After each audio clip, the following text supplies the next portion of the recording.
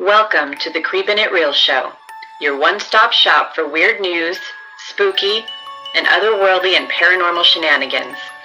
We'll take a dive into what's going on in creepy pop culture. You can follow Creepin' It Real Show on Twitter at creepin_it. You can email us at creepinitrealshow@gmail.com. You can also go to our website, creepinitrealshow.com.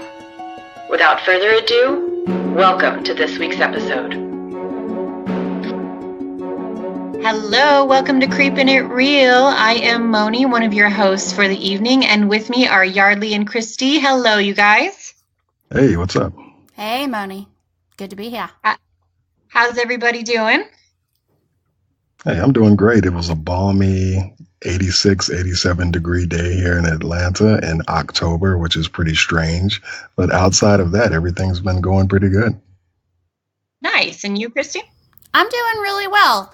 I apologize just in advance that if I have to pause the show for any reason, for this long, it's going to be a really long hour. I'm on day 2 of a stomach bug, and it has not been pretty. So I'm drinking right now just in hopes that maybe that will help like dehydrate my ass, because seriously, my ass needs to be dehydrated. It's like brutal, and it's apparently going around. So good times. But I can say, and I'm super excited, and I can say it now because this won't be airing until Tuesday, I'm under tight wraps from my family, but I became an aunt to an adorable nephew today by my brother. Aww, and congratulations. He arrived around noon today. They have been trying to have a baby for 8 years, and he came naturally. And it was a huge blessing. They lost a baby last year, and it was devastating to them. And then he came along, and it's been just our family is just, we have a very small family, so we really needed this little guy. And I'm so excited that Oliver's here, and I've been quasi celebrating when I'm not on the toilet all day today. So good times. That's amazing. Congrats, Auntie. Thank you. Cosign. Yes, for reals. So I will tell you guys that I apologize for myself because I try to get a little bit buzzed just because there's a little bit of nervousness that goes into these recordings. And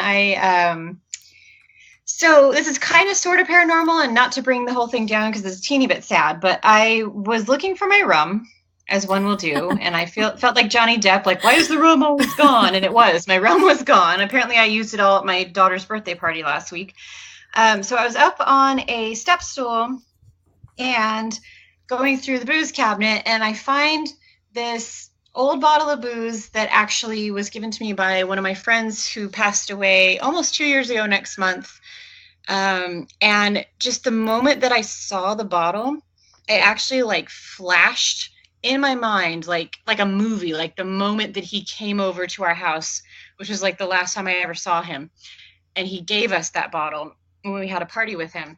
And he died kind of suddenly and everything. Sorry, you were going to say?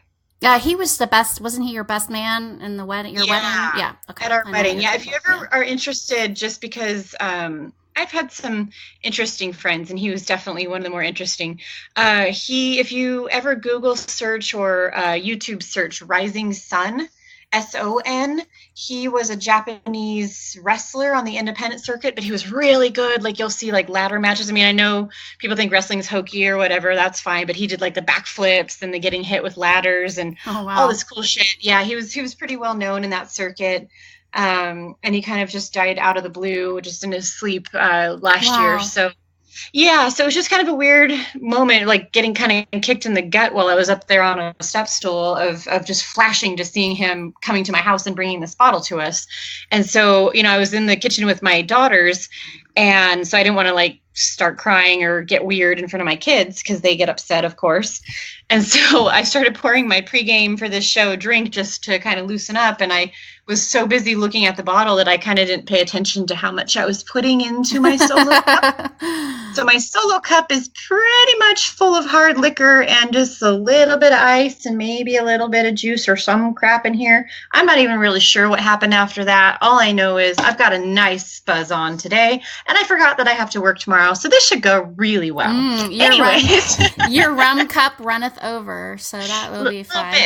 Little bit. I apologize once again this week. We might have some background noise. Instead of a house full of 14 and 15-year-olds, I have my man down there watching the Cubs game. It's game 5 if they continue on into the series, the playoffs. So he's losing his shit down there right now. So I think it's going well, judging by the screaming, but if you hear screaming, this time it's not little girls. Even though it might sound like little girls, it's my dude. So just know that's what might be happening down here. Girl, it depends on if they're winning or losing. You never exactly. know. So I, it is what it is. You just got to roll with it, I guess.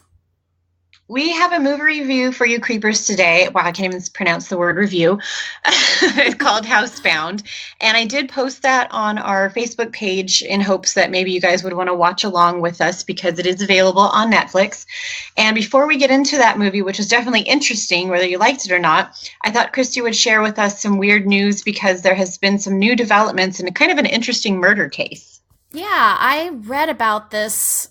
Gosh, it's been a month maybe that I read about this.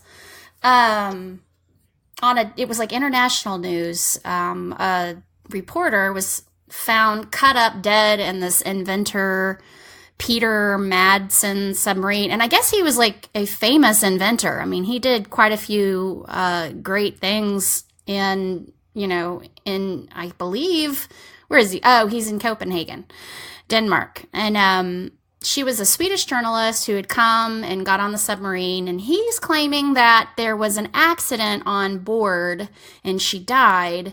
And then his response was to then cut her up into little pieces. So, but now they're saying that they're opening quite a few unsolved murder cases around that area from the past so many years that could be related to this dude. They're not really buying his story. And so this should be a pretty interesting development because you just don't get a lot of like mass murders or anything like that there. They're pretty peaceful, laid back, people. So having a serial killer could, they might be hitting like America standards now. Who knows?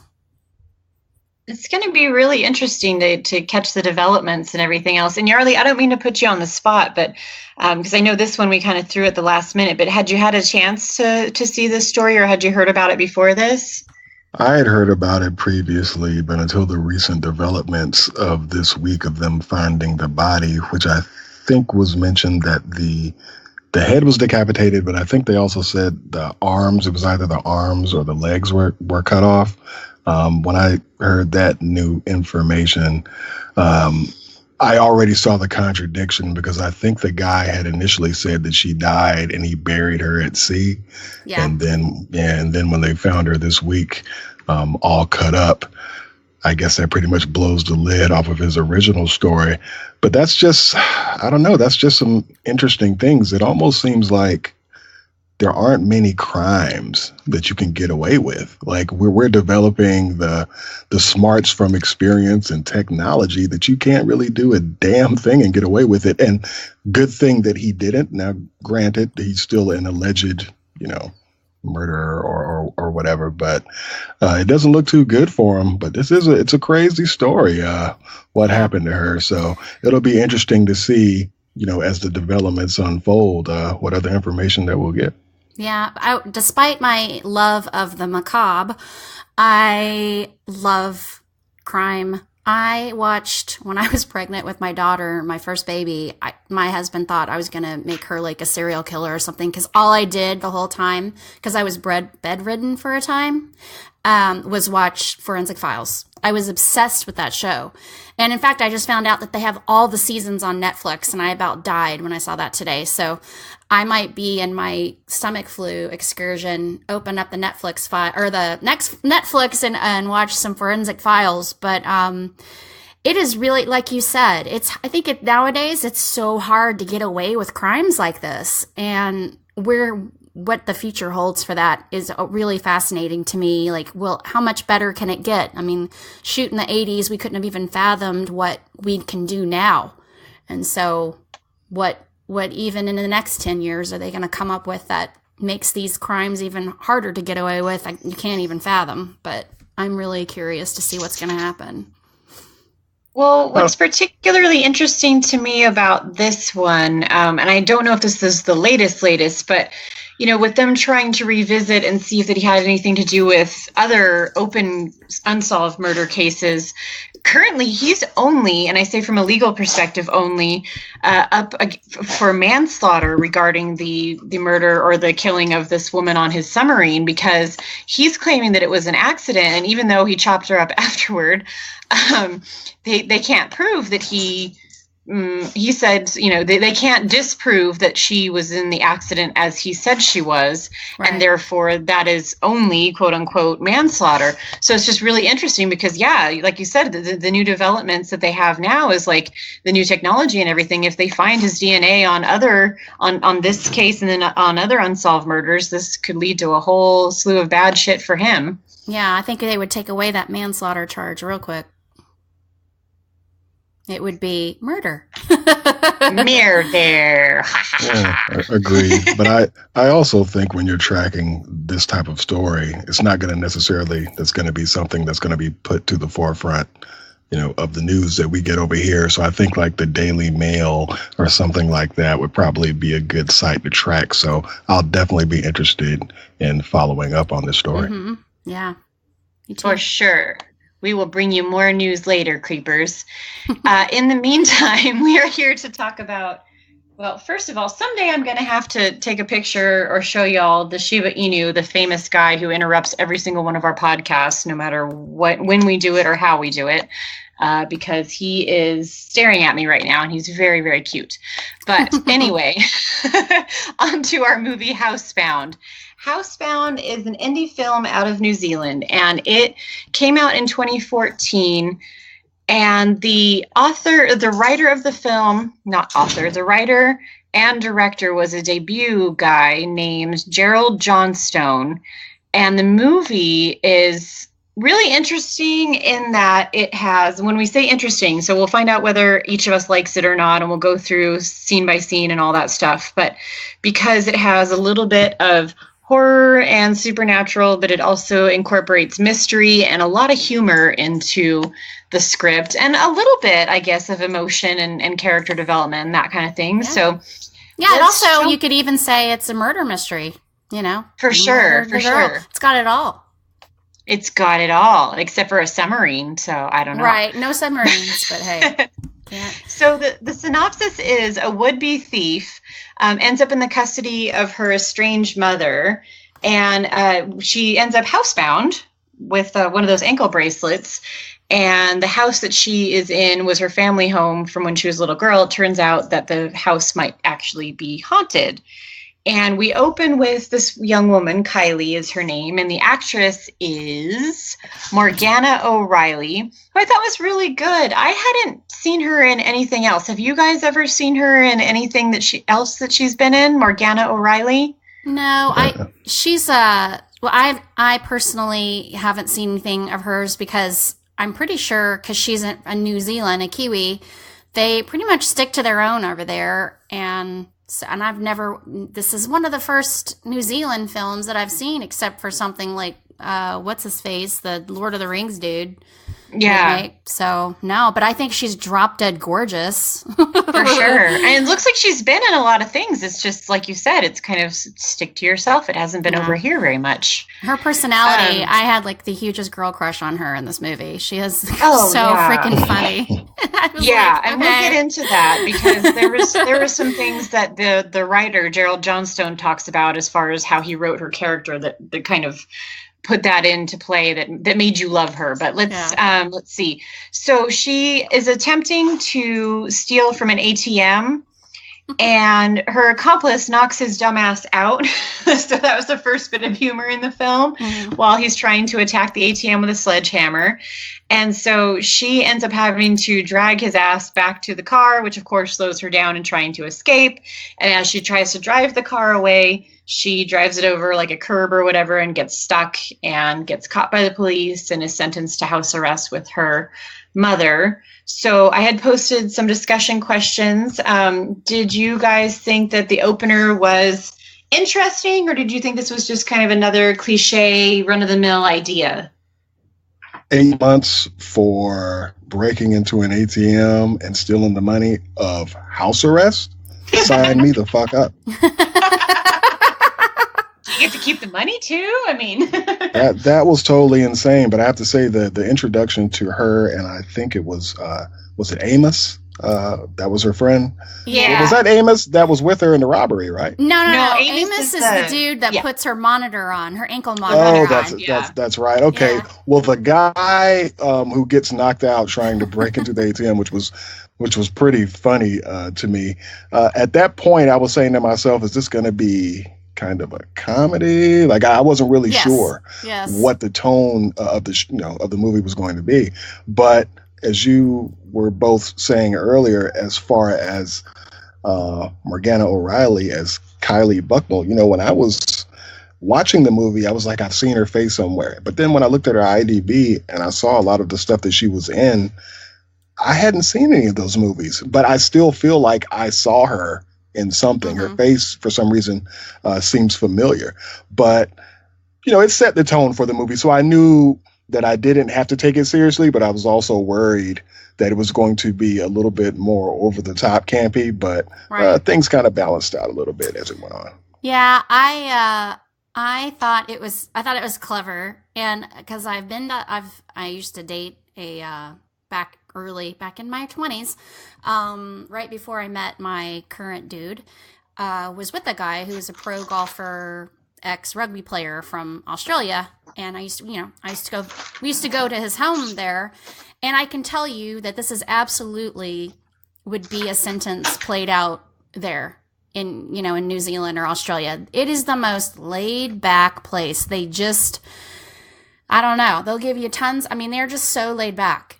This would be a very typical situation for New Zealand. And I thought it was really funny, just the whole situation of him knocking his ass out at the ATM, and then he's laying there and she's trying to get the money and then carry him to the car. And I love that. I thought it was hysterical. And then you really kind of get a good idea when she gets the ankle bracelet put on and she's goes back home, just the whole dynamic of her and her mom, and you're kind of uncomfortable for everybody. Like, I was literally uncomfortable for all of them just because she's such an asshole, like, wow. So I thought it was a good start to a movie, and I think it's pretty original. I mean, I love that. I hate just the same bullshit. I mean, it's been so tiring watching so many horror movies lately here in America. It's the same bullshit. Teens going somewhere or teens doing something, and you know what's going to happen. You know who's the build-up's going to be, and it's just boring. So I love the new stuff. Well, what did you ladies think about how the hell do you not pull his body away before you break into the ATM? She breaks into the ATM, gets the money, and then's like dragging him back. I was like, that wasn't a real good strategy there. You have to get that idiot up first. A person who slams himself in the face with the sledgehammer? Yeah. It's so ridiculous. But I definitely co-sign what both of you say, though. I thought it was okay. It's so ridiculous that these kind of movies I love, like Shaun of the Dead, like stuff that is silly almost, but it's funny and it's clever, and I love that. It reminded me a lot. It's not the same premises, it's not the same type of horror, but that comedy like Shaun of the Dead. It's still scary. There's still some scary parts, but then you've got just some silly, weird, funny anecdotes that make you chuckle. Oh, you know what? Oh her my peeing gosh. scene. The what? Continual Her peeing. peeing, like you don't see that a lot in movies so with females, funny. especially. Yeah. And she's Yeah. trying to hear the creepy noises, so she keeps keeps stopping her pee stream to hear the noises in the middle of the night. That was hilarious. Yes. Oh, yeah. Yes. No. And I had watched this when it first came out because I used to get movies online and watch them, and I used to have like the ability to watch stuff with a code and like review it if I, promised for a review. And so I'd do that. And I watched it, and I don't remember. Maybe I don't remember thinking it was that funny. I don't remember thinking it was such a good movie. But when you decided to watch it again, I think I put my non-serious hat on and like just took it for what it was and enjoyed it a lot more this time than I did last time. I still thought it was funny last time. I just didn't think it was that scary. But then this time, there were some times that I was scared. It freaked me out a little bit. A little bit. There's some good suspense. So moving into the first act, Kylie hears her mom calling into a radio show talking about the house being haunted. So that's where we're introduced to that concept. And she's annoyed because she was like, I haven't believed in that shit since I was a little kid, because that's just for little kids. But then in the middle of the night, she's lured into the basement by the Hello Moto song, which So how funny. fucking hilarious is that, right? So I don't know if y'all know this, but in Australia and definitely in New Zealand, they're like 5 to 10 years technology wise behind us. And so for them, the Hello Moto is like, that's prominent in 2014. Whereas we're like, Hello Moto, that's like 10 years ago, But for them, that's how long it takes technology to get there. I mean, not technology, like they're not living like they do have technology there. It just to reach small towns like that, it's very, very correct in its ability to show small town in New Zealand. Are you kidding me? Yeah, they would absolutely have a cell phone saying Hello Moto as the ringtone.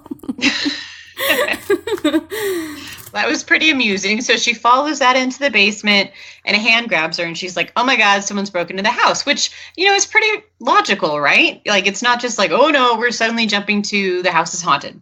Right. So then her and her mom are like, oh my God, there's an intruder. And they end up, and Kylie, and this is why we love her, right, Kristi, is she ends up beating the shit out of Amos. Yeah.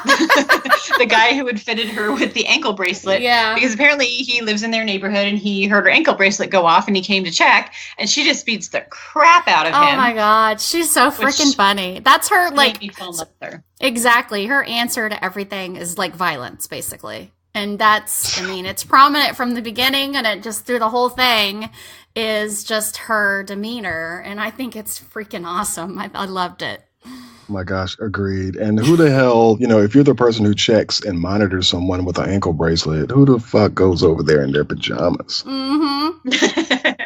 I was like, stop it. Well, I think had like a little bit of like I don't know if it was a crush on her, but kind of protective of her, I think. And so he's got to get over there before anybody else picks up on her signal. And then she gets in real trouble because he spends most of the movie making sure that she doesn't get in trouble again. And if she gets, if this goes off, she's got to go to prison. So he's like, oh shit, he's got to get over there as soon as possible. And probably wasn't thinking too much about his pajamas, but I freaking loved his character. He is hysterical. Yes. He just kills me. He's so clumsy, and that made it really funny too, because he took himself very seriously. He's like, well, we'll get into that. He long story short, he believes them when Miriam, who is Kylie's mother, ends up telling Amos about her suspicions about the house being haunted. He just immediately jumps in and is just like, well, then let's ask questions of this restless spirit. And he's like, this is how we're going to investigate. Like, just jumps right in. Mm-hmm. And, but he takes himself so seriously. And of course, he's just, little things like he's tripping while he's trying to set up the cameras, I believe it was. And of course, Kylie's making himself. Yeah. Yeah. That was right. You must turn the power off. And then, of course, electrocutes himself. And then you have Kylie making fun of him with like, oh, you're going to do it. This is so scary or whatever. And he's like, are you going to punch a spirit? You can't punch ectoplasm, which I thought was kind of a funny little quote. But At any rate, Kylie ends up encountering a creepy bear. That scene was legit. God. Like, wasn't like scary, but it was super creepy. I mean, so just a little backstory. Last week, in the middle of the night, like at midnight, my husband and I had fallen asleep on the couch, and we came upstairs to our bedroom, and one of my kids' toys just started talking in the middle of the night. Mm-hmm. And I feel like anyone who's ever been a parent has had that shit happen to them at some point. And so that scene where that fucking bear just starts talking to her, yeah, like I totally would have put it in the fire, which is exactly what she did. Well, first she beat the shit out of it, which was funny. See? Talking about she's punching it. It's just like, oh my God. And I hate animatronic anything. And my daughter, unfortunately, inherited that as well, which is why we're always going to be forever grateful to you, Moni, for posting that little demon doll riding the tricycle on Creepin' It Real, which my husband thought I posted, so he ordered it, and now it's in my house. And I was going to ask you how that was going. Hate animatronic things. Well, my son loves to take it all around the house and scare the shit out of everybody with it. So again, I hate, and when that happened to me, when Madeline was a baby, she had, and it didn't move. It just had one of those things where you pull the string and it sings, "You Are My Sunshine." And that fucker would go off in the middle of the night all the time. And it didn't even, and of course it's in the middle of the night and I'm sleep deprived, but it didn't even sound like the normal song it would sing. It was like, yeah, it was just like creepy as fuck. And I ended up in our attic. Like I got rid of it. I was like, I don't ever want to see that thing again. And I finally donated it. And then we gave Madeline one of those, it's like a doll that, if you hold its hands, it sings Ring Around the Rosie. And if you poke her in the belly, she'd sing like another song. And she was like a year and a half old. And her reaction was to punch that and kick it and throw it across the room at a year and a half. So I then knew, okay, so she's inherited my hate of animatronic or weird, creepy sounds coming out of dolls and toys. And still to this day, she feels that way. So my son, when all those girls were here the other night, had the grandest time with this demon doll with glowing blue eyes singing, riding a tricycle. Nice. All night, I heard screams all around the house of him. They'd walk in the bathroom, and it's goes by motion. And so the second, you don't know it's there until you walk by it, and it's in the dark, and then all of a sudden the eyes light up, and it starts, making these crazy little creepy sounds and riding towards you in the tricycle. Yeah. Thanks a lot, Moni. But anyway. You're welcome. You're very welcome. I would have been paying your husband back because I would have like thrown that thing into the fire and or beaten the shit out of it until it didn't work anymore. Yeah. Well, it's still in my dining room. And it's going to be there until the end of Halloween. So good times. But that bear reminded me of Teddy Ruxpin, which I was a kid from the 80s. And everybody wanted a fucking Teddy Ruxpin. And I did not want one. I never wanted one. I hated those dolls. And so when that happened, and of course, later on, we'll discuss what really was going on. But at the time, I'm like, oh, hell no. I would have lost my shit with that bear. No. Nope. And yes, no. Yes, no. Yes, no. And then it showing up in her shower. Yeah, no. All burnt, you know? Oh my God, I would have died. Yardley, what would you have done?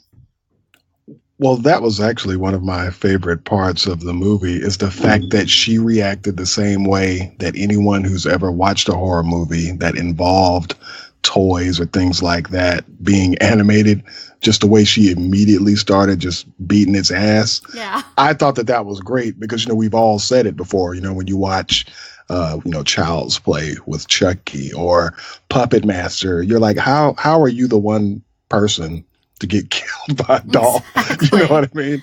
So I thought that was great. I thought it was more funny than creepy. Yeah. But I have to agree, you know, anything just starting on its own and moving, it's probably going to freak you out. And I think that I would have probably did the same thing as she did by trying to throw it in the fireplace. Hell yeah. And so that's the point that I was going to bring about her character, Kylie's character, was that she was intentionally written as someone that, you know, she's a major asshole at this point in the film, in that she's extremely self-centered. She refuses to help her mother out. She's mean. Yeah, she's mean. Yeah, she's a bitch. But yeah, as in terms of her reactions to whatever's going on around her, she was intentionally written to be a little bit not easy to scare, and therefore a little more sympathetic in that respect, and a little more like you're with her because if something truly freaks her out, which as we come to see eventually it does, then you're going to be a little more sympathetic, and maybe you're going to be a little more creeped out. She's not some dumb shrinking violet that's just like, all I heard a noise, I'm so scared.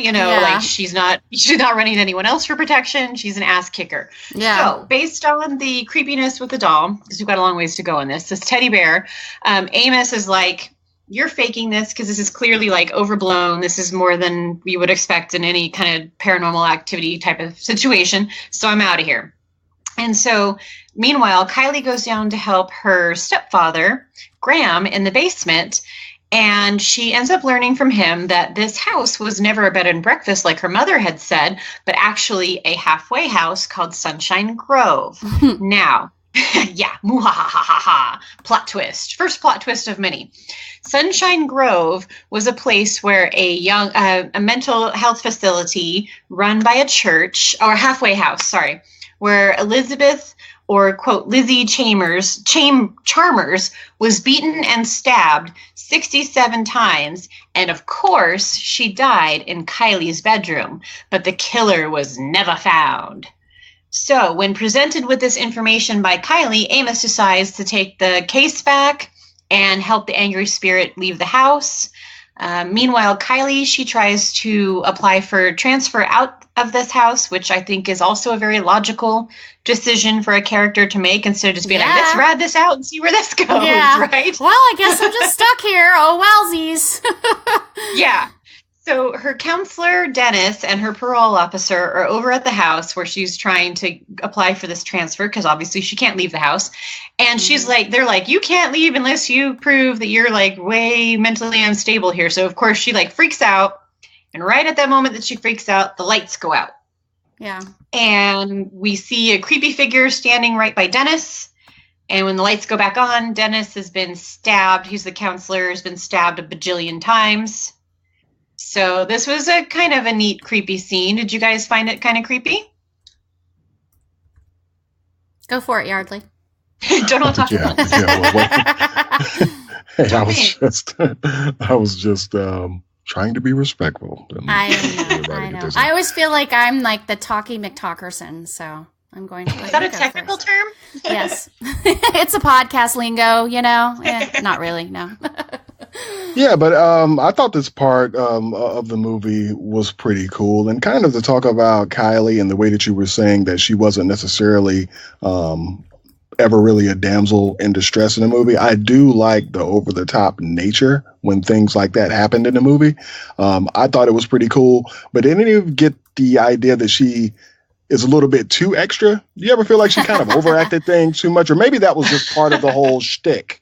You know what I mean? That her character in itself was extra. But I thought that part was kind of cool. And the predicaments that she's always in, trying to make people believe ridiculous stuff, I can understand how that can be frustrating. And it can definitely probably lead to you being more paranoid. Yeah. So from that moment on, when the police officer is all, whatever, stuck up with that stuff, I thought that was pretty awesome. And actually, I think at this point, you're probably about 20, 30 minutes in. So things started to get ramped up a little bit more. So I definitely appreciated that scene. I think she's extra because she's got like serious anger issues. Like, I think she's responds crazy because that's what she does, and that's what's gotten her in trouble time and time again, and why she's house arrest anyway. So they're all just kind of like, yeah, we get it. I mean, you're always in trouble. She's that typical the girl that cried wolf, but not really. Not that she's ever said there's a ghost or an intruder in her house or whatever, but that she's causing issues and causing trouble. So I thought it was good. I thought it was funny.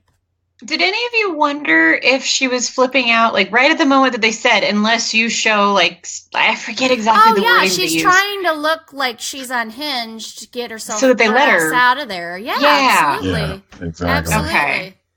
So that was that. And so she tries to leave the house, intentionally allowing her bracelet to go off. And Amos tracks her down and convinces her to come back to the house because he's like, how would you feel if, someone stabbed the shit out of you and nobody cared? And so he convinces her to stop being such a complete asshole and come back and help this spirit Lizzie. So now we have the second act.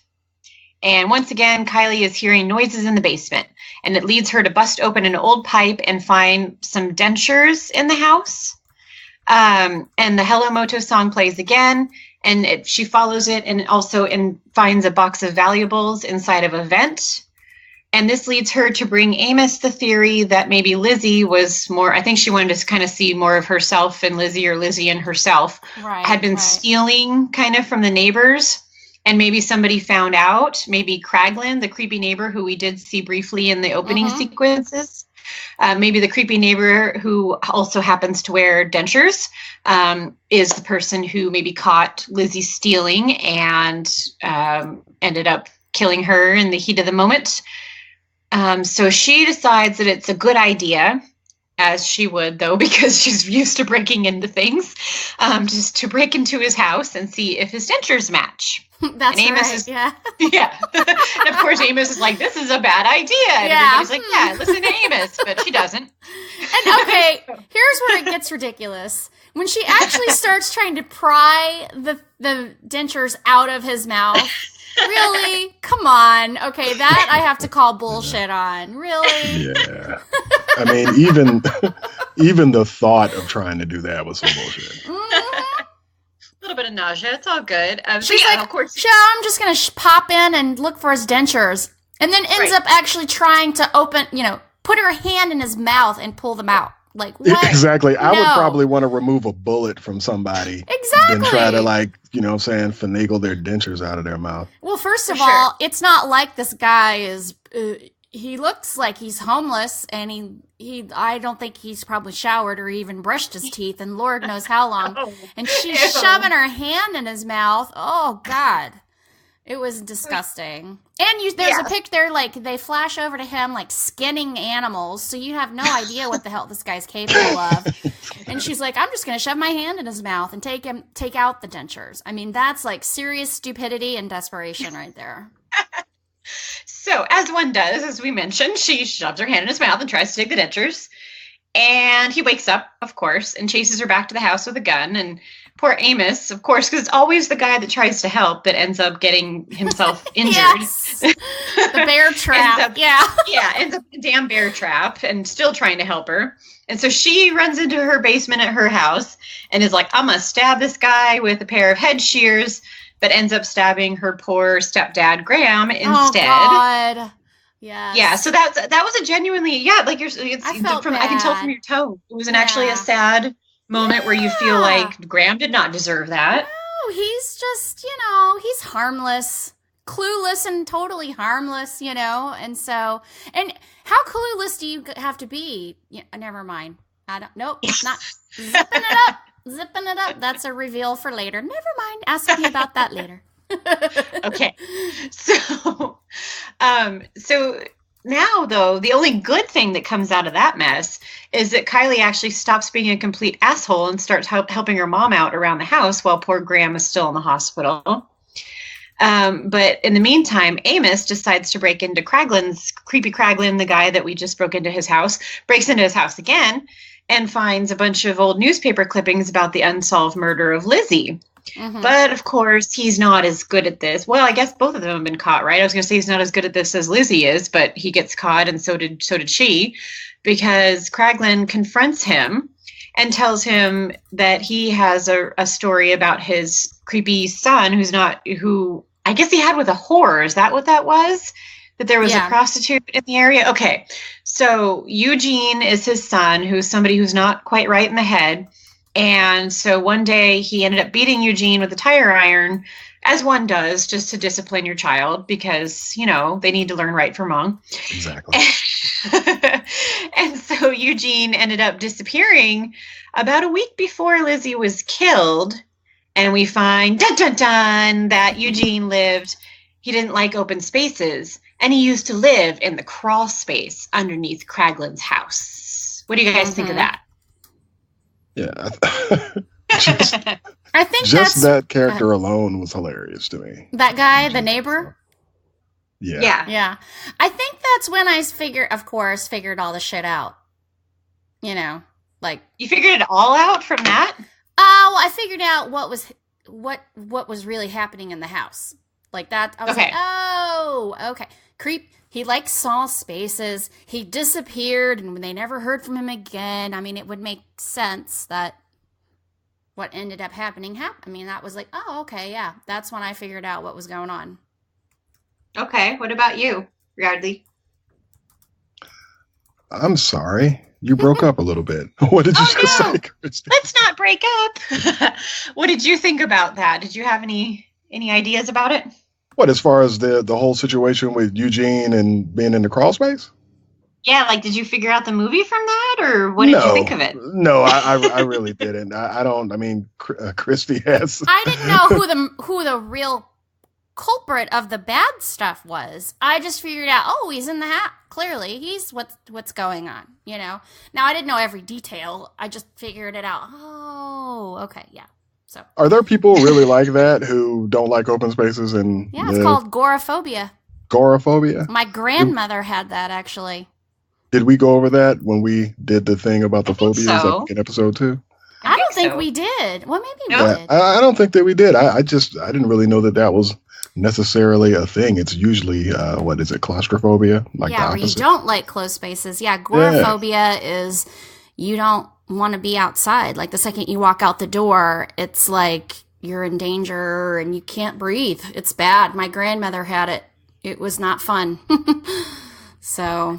Well, I'm not overall sure how many agoraphobics, wow, drink more, actually end up living in crawl spaces. I don't know, maybe people can correct us on that. But to the surprise of no one, in the third act, Kylie discovers a crawl space in her house while she is ignoring a frantic phone call from Amos, who suddenly has the burned teddy bear come to life in a bag inside of his car. Yes. And Amos discovers that this teddy bear has a cassette tape inside of it, which he listens to, and it's kind of like we have the voiceover while Kylie is exploring the space inside the house, and we hear Eugene on the tape telling Lizzie what his name is. So in the meantime, Kylie discovers Eugene, and that was a creepy scene. Do we agree? Was that legit creepy to either one of you, where she finally sees Eugene living in the space inside of his house? Yeah. Yeah. I actually I love the makeup that they did for that character. They really did a good He job. looked hysterical. You look like Beetlejuice. Yeah, he was like a more active version of, what was it, Dr. Hassan from Dead Awake?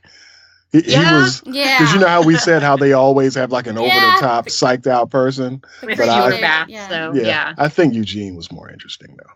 You guys, I shouldn't even say this, but the makeup was good, right? Okay, so the moment was creepy.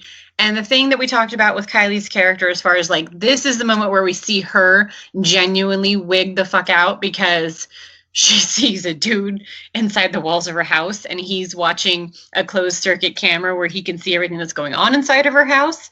Yeah. And so she's freaking out. And then of course we have that moment where she sees him and then she goes to peek back in and she doesn't see him. And then he sneaks up on her and they start fighting it out.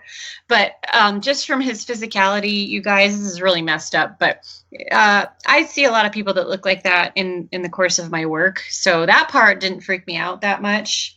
Because I work with people that look like that on the daily basis. So I was just like, oh yeah, cool, I know that guy. But at any rate, luckily he doesn't live inside my house that I'm aware of. And so they start fighting, and Kylie escapes, which was smart. She actually gets out of the house, which is what normal smart people should do. And she goes to the police station, and the police are like, like, whoa, whoa, whoa, we got to take this report. Hold on. What was your name again? Oh, we don't know the password for the computer. Like, not helpful at all, which is pretty comedic and kind of typical sometimes, unfortunately. The boys in blue are great. Sorry. Kylie is worried that her mom, in the meantime, is going to get back home from work and be hurt by Eugene now that he's been discovered. Yeah. So we have that kind of tension building scene where we do see mom come home while Kylie's stuck at the police station, not getting any help. Did you guys feel okay. Unlike the last movie that we reviewed, Dead Awake, where she rushes home because she thinks her parents are going to get killed, and we all unanimously decided that scene didn't work. Were you scared for mom in this scene at all? Scared for Miriam? Yeah. No. Not me personally. Nah. What did you feel about it, Kristi? I was, because at that point, I didn't really know what his intentions were just yet. And this is where I wanted to say, how the fuck do you live, and how long were they living in that house, and not know somebody's living in there? Like, seriously. How in that? Which I love the concept. And I love it because they're delightfully totally clueless anyway as parents and as, elderly people, and they're just in the small town. And so, but wow, yeah, that was funny to really think about and go, geez, really? You've got this dude living in your walls and you didn't know? I mean, he had to have been really fucking quiet. You guys, I'm going to add this to our show notes then, because that has happened like on numerous occasions, to the point where it was such a big news story about a year or two ago that it actually became one of my many, it went onto the list of my anxieties. But people have actually found, like families have found, it's usually, I want to say Japan, where there's been multiple cases, and not just urban legends, but actual documented cases of families finding like a man living inside their house. And just like they talk about in this movie, where it's like, you notice little bits of food missing or things moved around here and there, but it's usually, it's pretty messed up. It's usually... Kristi's weird news segment was about a woman who was living in a house. Living inside the walls, right? No, how did you not remember that? Yeah. She broke into his house and ate a sandwich and then passed out in his bed. And that's what we talked about, is that like celebrities have this happen because they have, 30,000 square foot homes, and somebody's living over in another wing and they didn't know it. But prolonged living situations. I will post this in show notes. That is freaking me out. Now I need to go look up in my attic and shit. You do, because it's like I said, it's usually been I think there's only been 2, like, definitely documented cases, and I will Snopes it to prove it, but it has happened, and it's creepy as fuck, and you do not want it to happen to you. So the takeaway, everyone, from today's podcast is to go check your basements and your attics and your garages and your walls and make sure that nobody's living there. And don't blame it on a poltergeist, because there might be a live person living inside your house. So at any rate, the police do end up coming over to their house and searching the place, and they don't find anything, which was kind of like a cool, weird thing. And so they're like, okay, we got to talk about what we're going to do for Kylie, because obviously she's crazy. Yeah. And so she's just like, that's it. And she pulls down the wall, and there's no crawl space when she pulls down the wall. So at this point, I wanted to ask both of you, did you find her to be what we call a credible witness, or did you start to doubt that maybe, like, since we're seeing this through her eyes, maybe she's the one that's making a lot of this up? You know what? I thought that it was, I thought that it was believable. I mean, the one thing that I didn't get, because, when you mentioned when she was pulling the stuff out of the crawl space, I guess she was trying to show them that there was a hole in the wall or something like that. Yeah. Did they ever, like, how did it get patched up? Did I miss that? Like, how did that work out? I was wondering the same thing. Well, did he have enough time to do that? Yeah, no, because he shows, it explains it a little bit later on when they go in the wall. Remember when they get trapped in the bathroom and he's in the bathroom cupboard and he goes through the hole. and then they go through the hole, and he has made like trap doors to cover all the holes that he had made. And so when they go through that the bathroom counter hole, because that guy is after them, he closes the hole with the trap door. And so apparently he has those in all the accessible holes that he had going into the house. So that's why when she ripped open the wall, there was nothing there, because he had closing the trap door.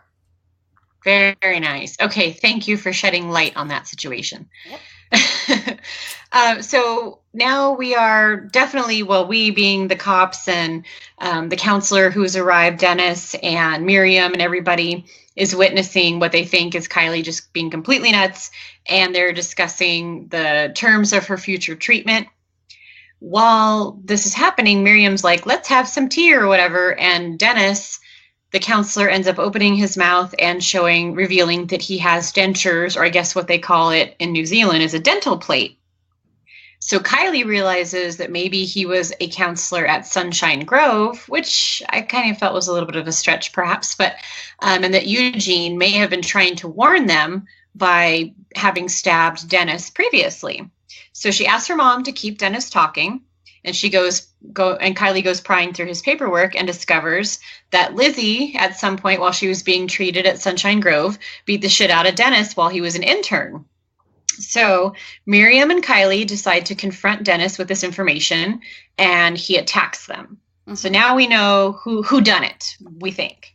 Yes. And so the women barricade themselves in the bathroom, only to discover that the police officer that was there is also dead in the bathroom. Oh my God! When she was trying to take that wine cork out of his neck, I was dying. She's like, and the dead body is just like, just like spasming with her trying. I was dying. It was so funny. Well, and her mom is all disgusted, and it's like, are you going to find a better weapon right now? Like, help me out here.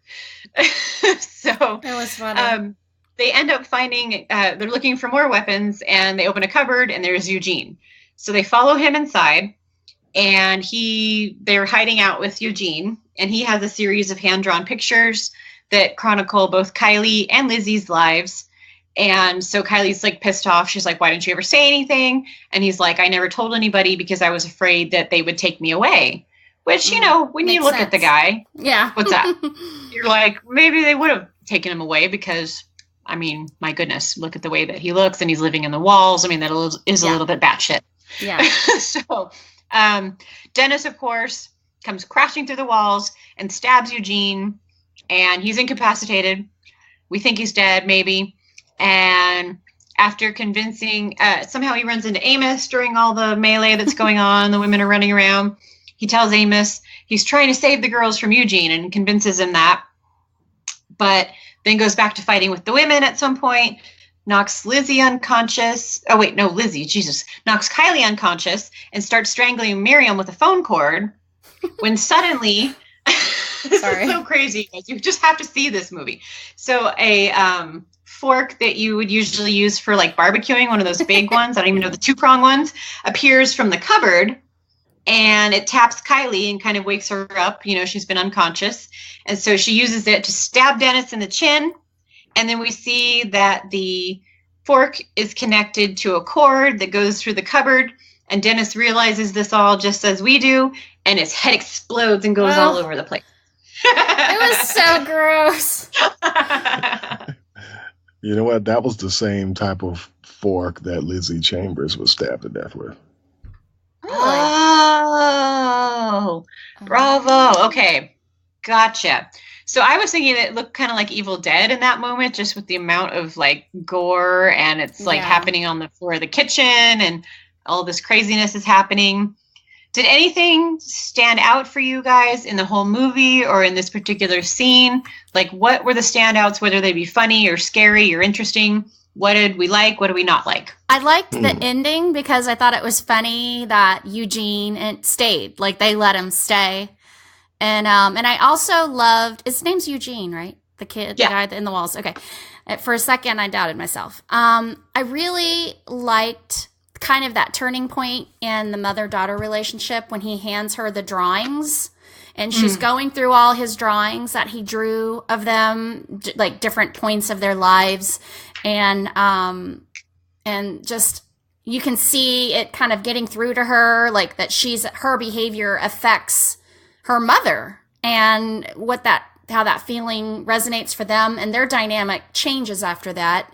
And then you can tell at the ending, when she's getting her bracelet off, she's softer even. Like she's doing her hair a little differently. She seems more relaxed, and they have you can just tell by the way they're speaking to each other that their relationship is better.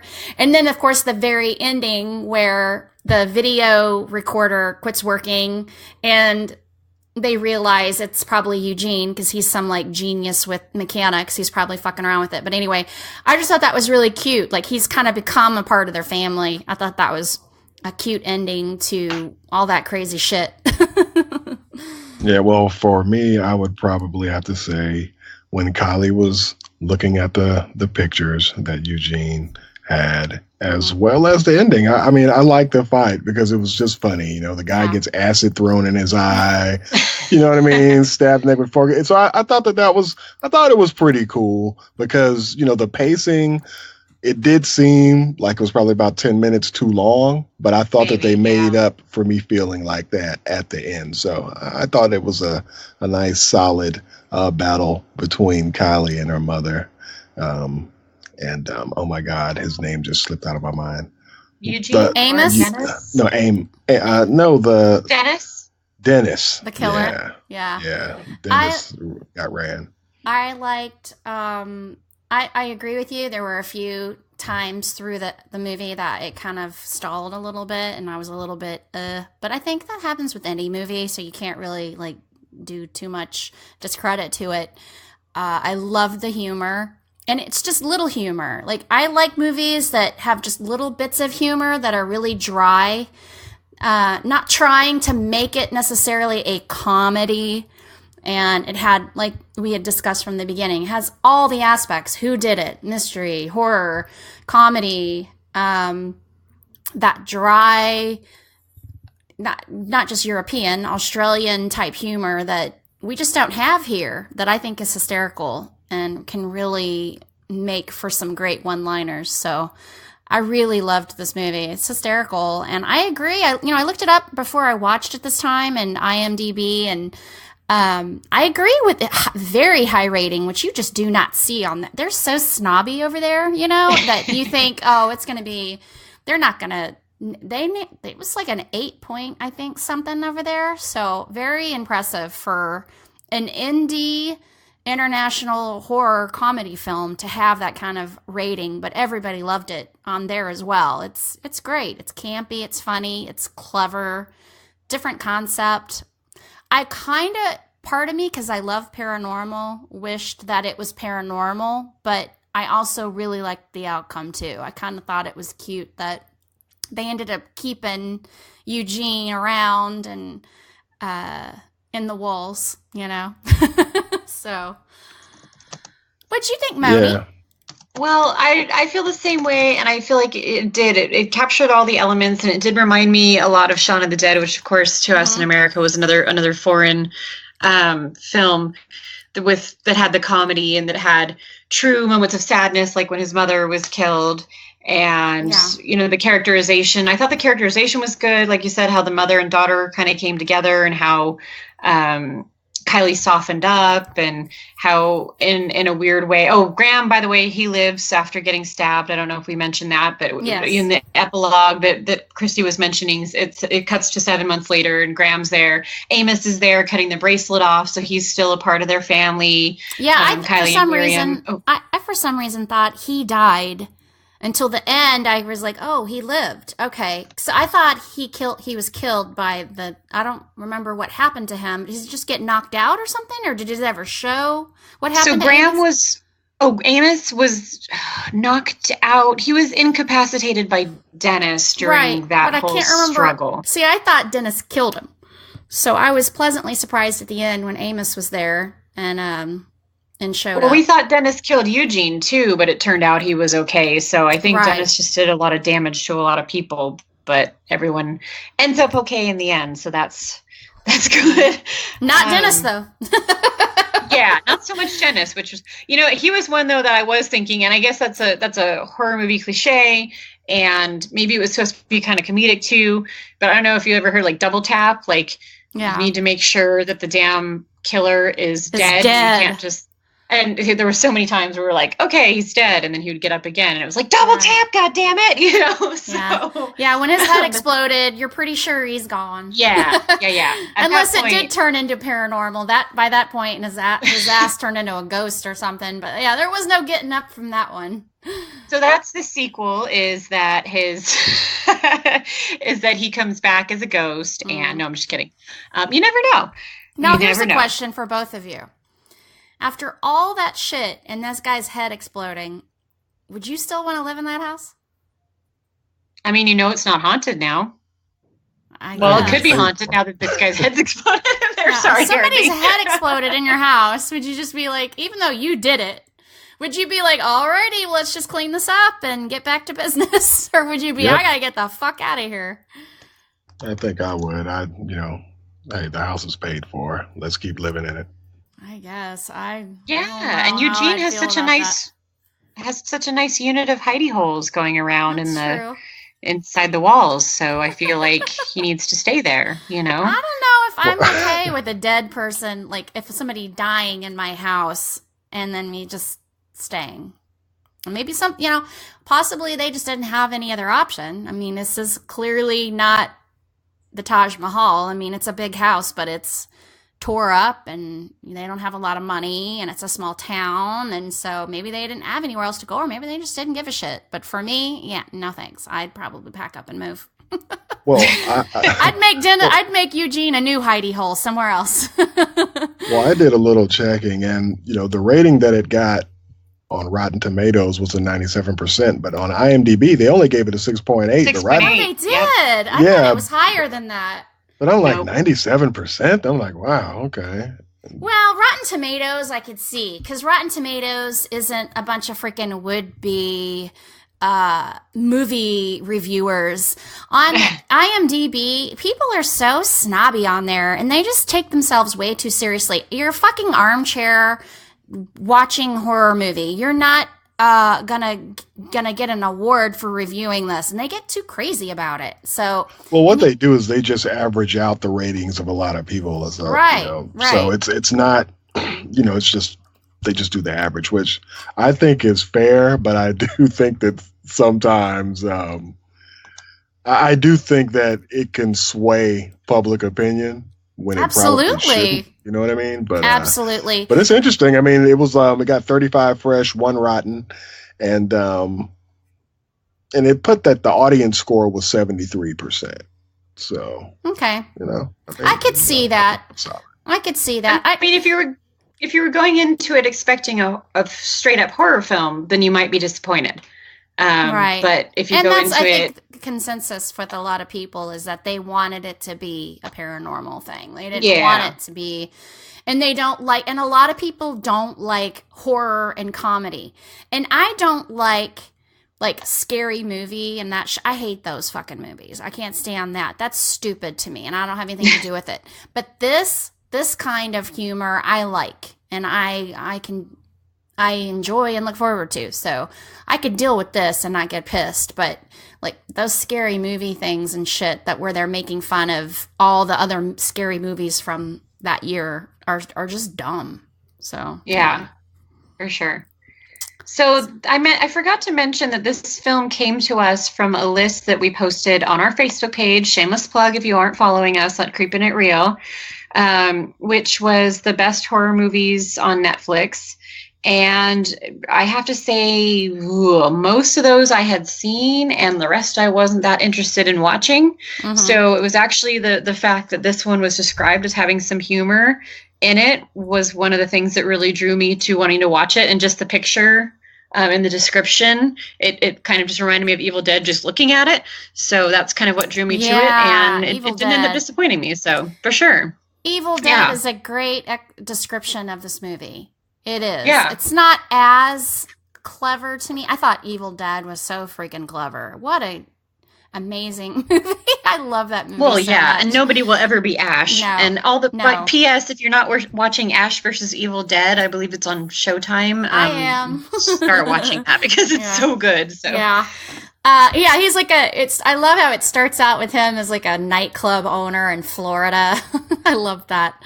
Yeah. But, or a bartender or whatever the hell he was. It's been a while since I saw the beginning of it. But I think you're right on with it's comparable to Evil Dead, but it doesn't cover the same theme. But it's got the same premises of humor and that mix of weird horror and real bloody and also with funny, clever little conversations and stuff mixed in. So I think that's a great synopsis of it. It's great. Would you guys recommend it? I would. I think I would recommend it. Yardley, would you recommend it? Yeah, it's a solid horror comedy. Yeah, I definitely would. Nice. What rating would we give it, you guys? Out of 1 to 5. That's our scale is 1 to 5.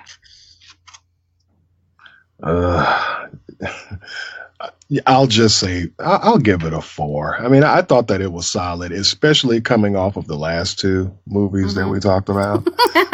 It was definitely better than those 2.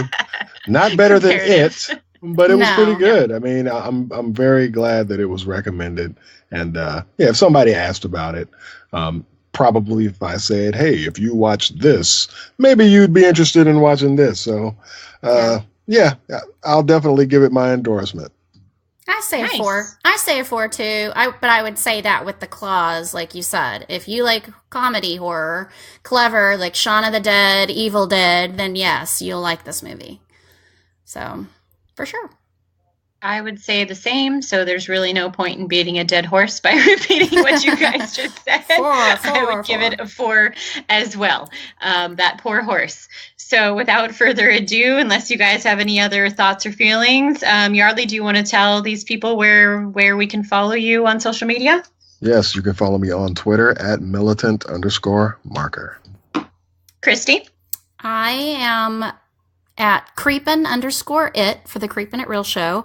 And on Instagram, I am Creepin' Kristi, and I am also Creepin' It Real show on Instagram, running those 2 accounts as well. So, yep, that's me. Nice. I am Moni, MoniBarre on Instagram, and I am Rebel Moni, Mony there on Twitter. So find me there, guys. Thank you so much for listening this week, and we hope that you will tune back in next week. See you later.